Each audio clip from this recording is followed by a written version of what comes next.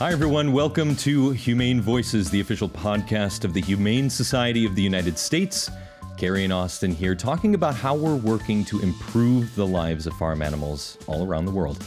Carrie, how did your dogs enjoy the first snowstorm of 2021 here in the Northeast? I would say they had very mixed feelings about it. Much of their time was spent sort of trying to figure out how to poop in it. One of them is very small and basically that was almost up to his neck in snow.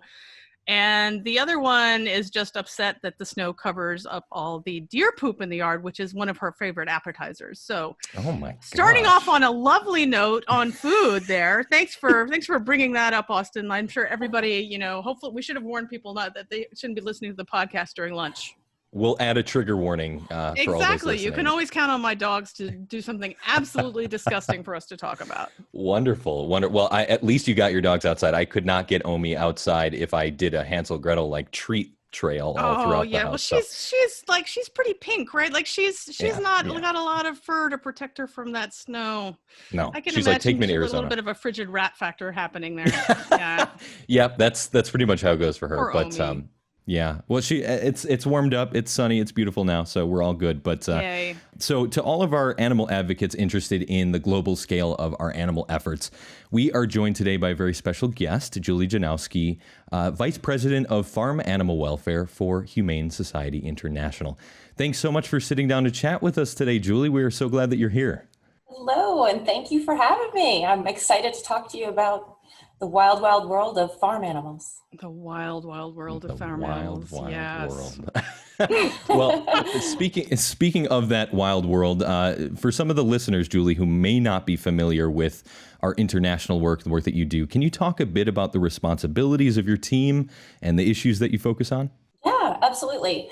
So we work around the world, but we're in about just over a dozen countries. We have people on the ground, and those are campaigners, they are chefs, they are nutritionists, they are scientists, they are people who know the technical aspects of farming. So what we work on are two main things, and that the team is focused on the areas of reducing the number of animals that have to go into factory farming, so that big industrial farming, and then also making life better and having better welfare and higher welfare for the animals that are currently on factory farms. And that's around the world. It's a definite concern.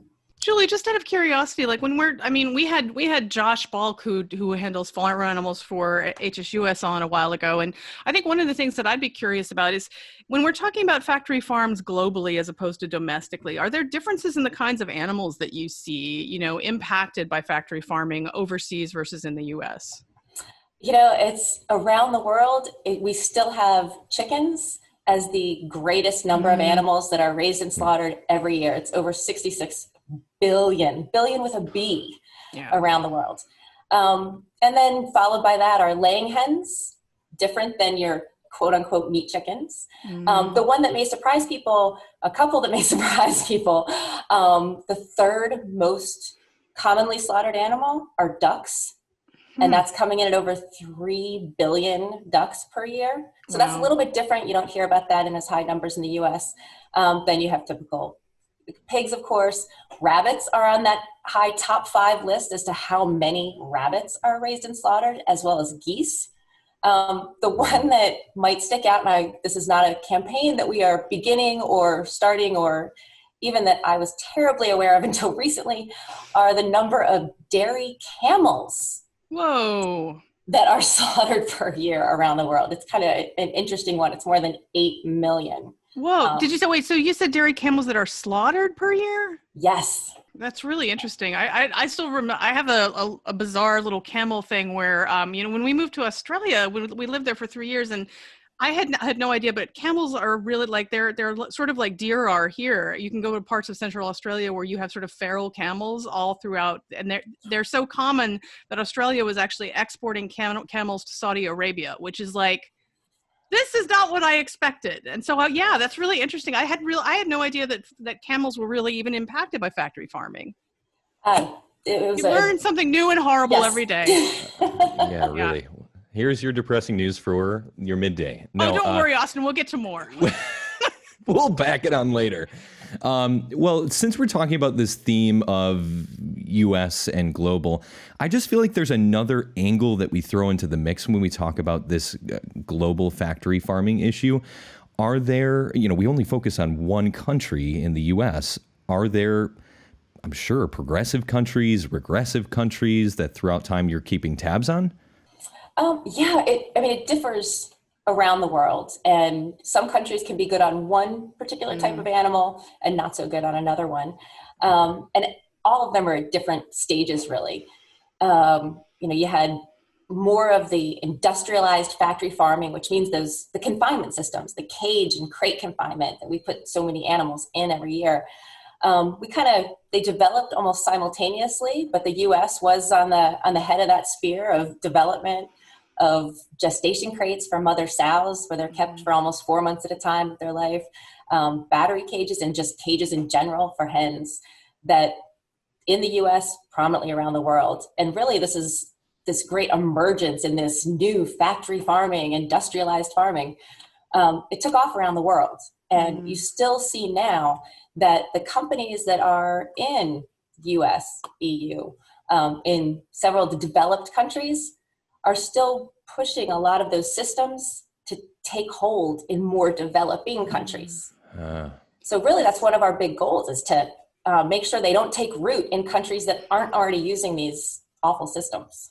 This sounds like a lot like some of the dynamic you see around environmental regulation, where a lot of the so-called first world has driven us to the sort of brink of environmental disaster, and now it's hard to develop policies and negotiate with countries that see the affluence and the lifestyle that the West has achieved, and try to sort of say, hey, we messed up.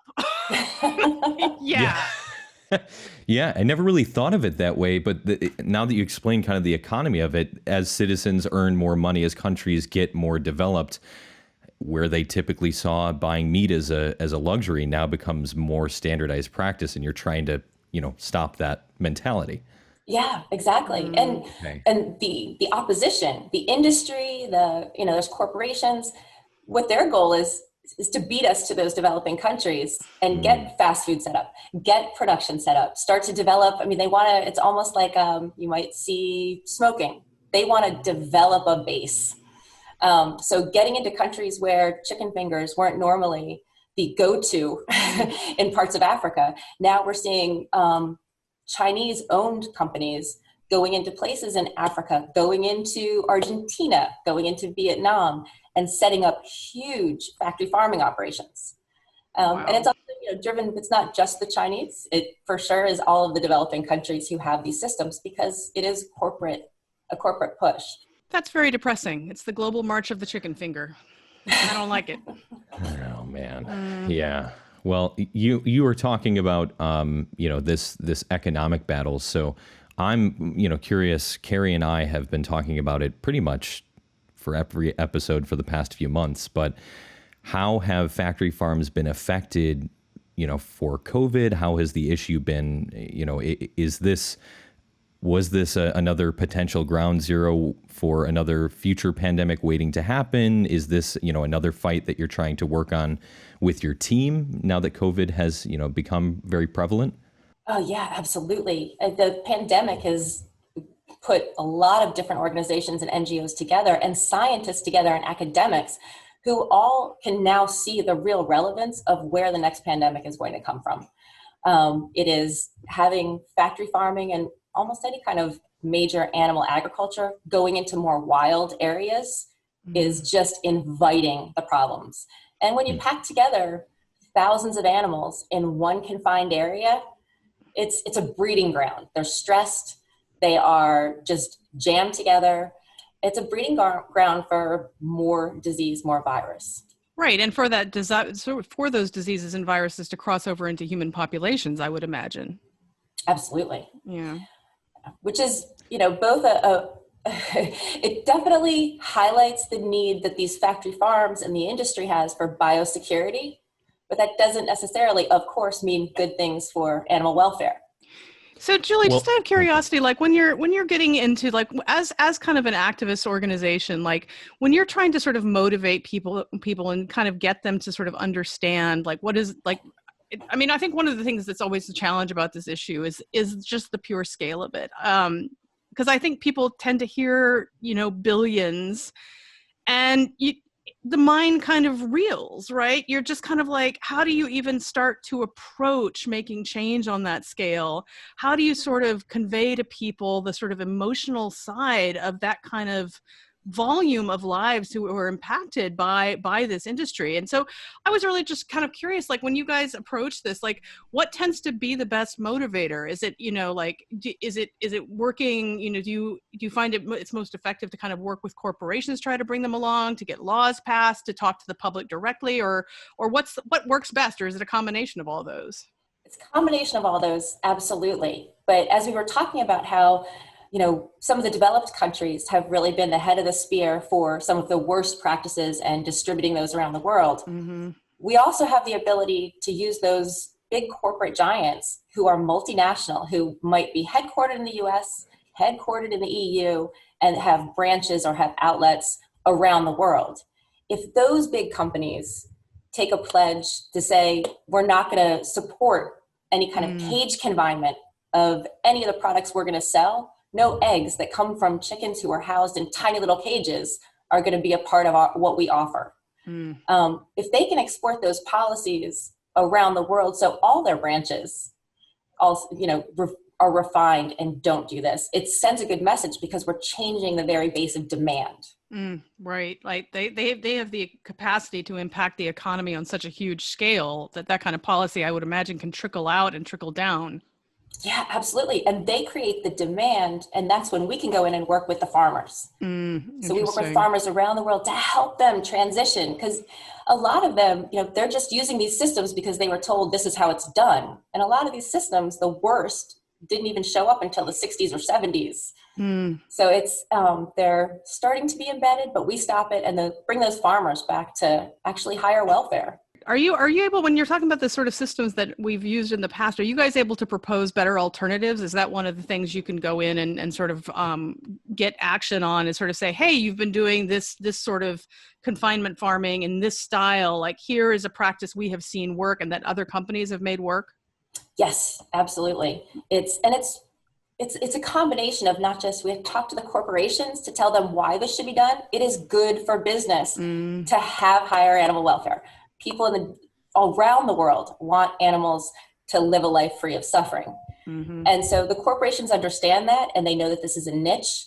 And so that drives the producers to bring forward those better welfare systems. And so we then go in and work with the best experts around the world on how to really make the best change for those animals. Yeah, and what I really love about that is that you don't just go to the corporations and say this needs to change, but then you follow up with actionable results and positive change to do that. I know that you mentioned chefs a little bit in your work. Can you talk a little bit about how you implement that work in this global issue?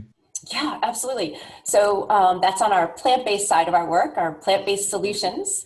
And so we reach out to the biggest institutions, and that might be food service providers like Sodexo. They're global.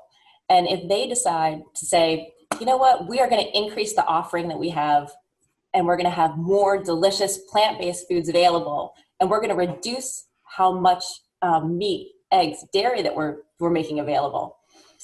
That just goes around the world, and it also drives demand for plant-based products. And so we work with food service companies like that. We work with municipalities. We work with some of the biggest cities and school districts in Brazil, for instance. We work with factories in Vietnam, where you're seeing universities in the UK, where thousands of people are being served. There are millions of meals. And so we have chefs who go out and teach the absolute best recipes that are appropriate for that local area, for what they normally eat, that are affordable, that are tasty, and that the cooks and chefs can take real pride in making and serving. And, we hope that that's also going to help production methods in those areas. So the thinking behind that, Julie, I guess is I mean, one of the things that strikes me about like working with corporations is I imagine that part of the thing that kind of leads corporations down this path is knowing that consumers want it, right? So it seems like you're kind of coming, like it's sort of like a pincher movement where you're creating like the consumer capacity to cook and think about food in new ways and ask for it in new ways, and then the corporation's response over here. And we come at it by driving that demand, but also just the availability. A lot of people don't even know. If you walk into a university campus and you're going to have lunch, if they don't offer anything that is plant-based, then you have no way, there's no option for you. And we find just by having that offering, you see an uptick in people that want to do a little bit more on the plant-based side, especially given human health and given the environment. And also the animal welfare. I mean, it's such a multi-pronged issue, and reducing the amount of animals we consume is better on all three of those fronts. It's a really good point. I remember going to college and going to the cafeteria, and I'm like, all right, hot dogs, hamburgers, veggies. Okay. What are those again? Not going to want that. All right. Got it. Give me the hot dog. So yeah, that's great. I mean, I didn't even think about it, but just like you're saying, giving the option and the tasty and visibly aesthetic option, it could create a cultural change for sure. So Julie, when you guys are dealing with something like an issue of this scale, like how is it going? Like, do you guys feel like there's progress? I mean, is there good movement? I mean, every time I start thinking in terms of the numbers you're talking about with global factory farming, I have to admit that I kind of get to a point where I kind of find myself staring into space and kind of like, oh my God, it's so big. It's like, how do you even start? And so I'm curious, like, we see sort of pieces of change, but how do you think it's going overall? Like, where are the places you're seeing progress? Are there places that you see setbacks that you're working on specifically? It's one of those things, I feel like it's kind of like learning another language, where when you start off and you get the alphabet, it's like, oh, all right, I got this. This is easy. And then the more you learn, the more you realize how challenging it is and all of the smaller issues. And I feel like that's very true about farm animal issues around the world. We are making progress, and that is the really good news. As depressing as so much it can be, and the atrocities that you see that are commonplace around the world, we're making definitive progress. You see the EU, they have a ban on battery cages, so they're trying to improve the welfare. You see the US, and you mentioned having Josh on. In the US, there are states that are changing just every year. We see more states where people want to eliminate those worst abuses. And then you see other things like in Germany, where they just recently banned the practice of eviscerating chicks.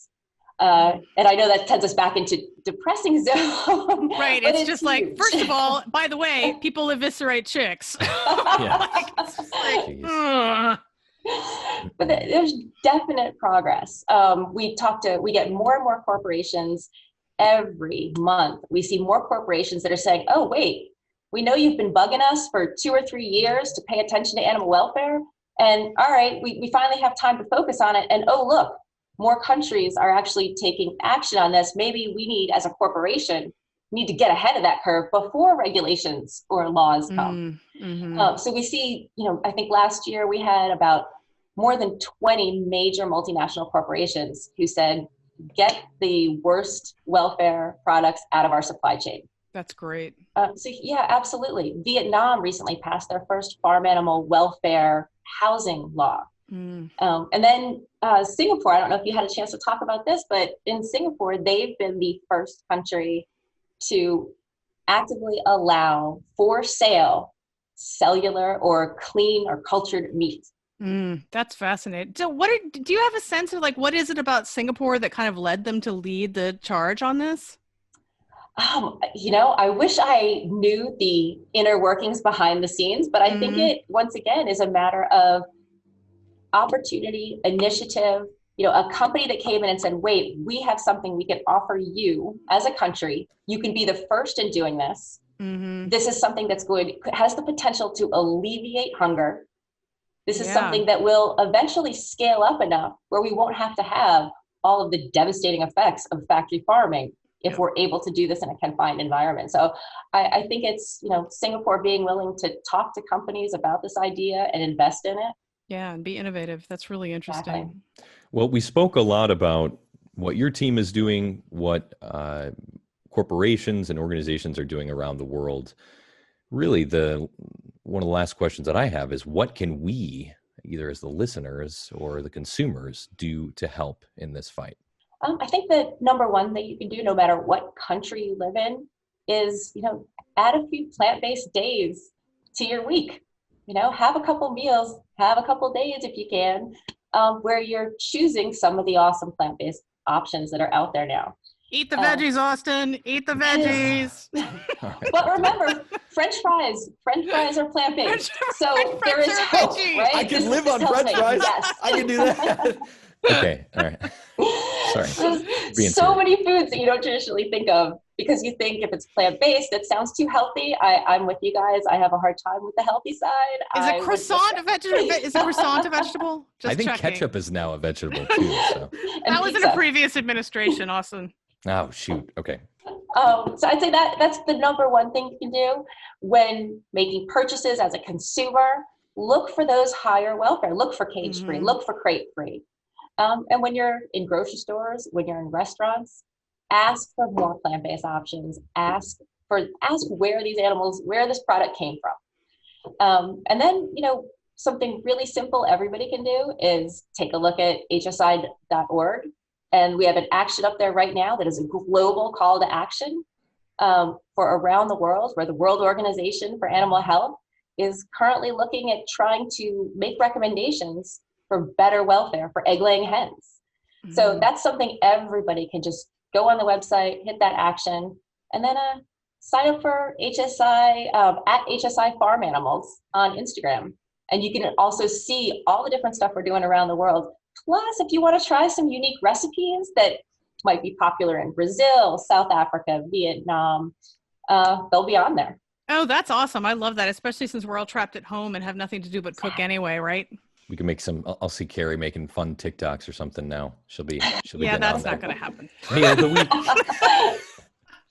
Do I have to do the shoulder movement? I don't know. No, you do. Artistic liberties. You can do what you want. Right. Oh, I can't believe I almost forgot this. Happy International Year of the Fruit and Vegetables. This is a UN declared the International Year for fruits and vegetables. So what better year to try to do some planning to help out some farm animals? Clearly, Big Cantaloupe Lobby has been out there, very active, very active. I always wonder, look, who's I like picturing the actual fruits and vegetables lobbying for their position in the food chain.